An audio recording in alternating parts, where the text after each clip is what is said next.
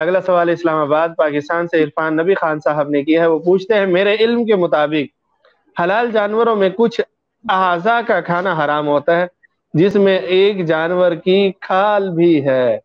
پاکستان میں بکرے اور گائے بھینس کے پائے ان کے بال جلا کر فروخت کیے جاتے ہیں.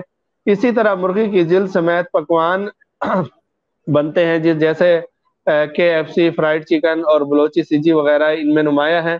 آپ رہنمائی فرمائیں کیا کھال کھانا مکروہ ہے یا حرام ہے؟ 7 چیزیں مکروہ ہے، ایک حرام ہے.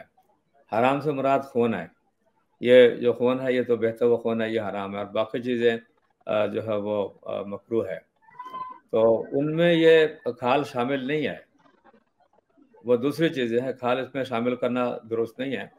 کھال کا مطلب یہ ہے کہ جیسا کہ مرغیاں ہیں اور اس کو لوگ کیا کرتے ہیں، یہاں تو بازاروں میں جس طرح ہے وہ تو کھال ادھیڑ دیتے ہیں، لیکن بعض لوگ جو ہے اس کے کھال ادھیڑتے تو نہیں ہیں، بلکہ جو رواں ہے اس کو نکالتے ہیں اور صفائی کرتے ہیں اچھی طرح.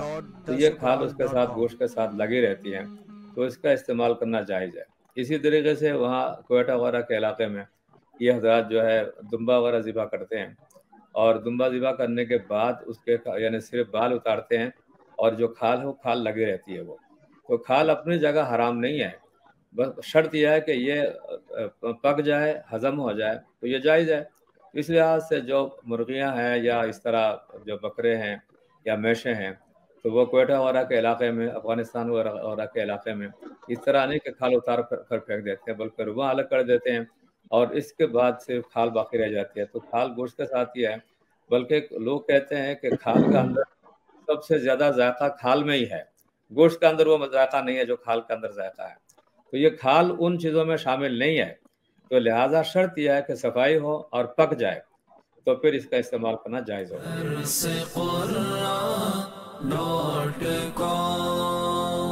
www.darsequran.com